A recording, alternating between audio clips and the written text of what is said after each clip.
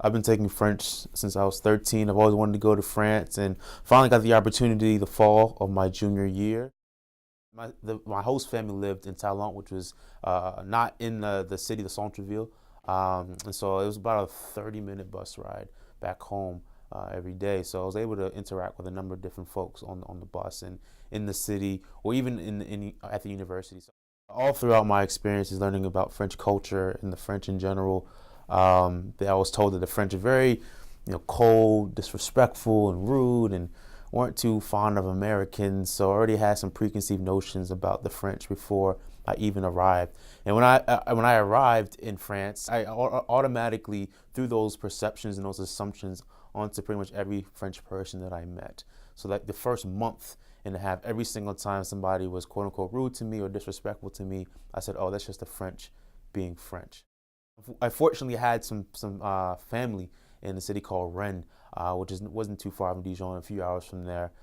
So I made it. I made the decision to go and visit them, see how they were doing. As we were going, walking around the city, went to McDonald's, went to the mall, and stuff like that. I was able to talk with her boyfriend a little bit, and he was telling me, "Man, like, I just really love black people."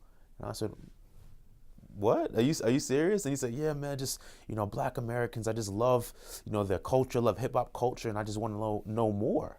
The rest of the night, he and I were just having like a little bromance going on. He disregarded my cousins, and we just had talked about hip hop culture and about everything ranging from music to food and things of that nature. We ended up doing a little freestyle session in French and in English, which was pretty cool. So after that experience, I realized, what, you can't attribute those ideas and those concepts to everybody that you see just because a couple of people messed up. I think, and this is something all Americans do. They try to fit their culture in with another one if they go when they go abroad. And I realized, oh, you can't. You have to leave your culture at the door. You got to be more open to accepting of this culture and what these people have to bring to the table. So after that, like I said, I was more open-minded to discourse and just experiencing and taking more risks with people. From that point on, I tried not to view the French in that light, and I think that made the rest of my experience there a lot better. And I actually was really sad when I had to leave because I had grown to actually love the city a lot, and I was sad that I was leaving. Maybe I was upset at myself for not being so open-minded initially. If I had been more open-minded, maybe my experience would have been better.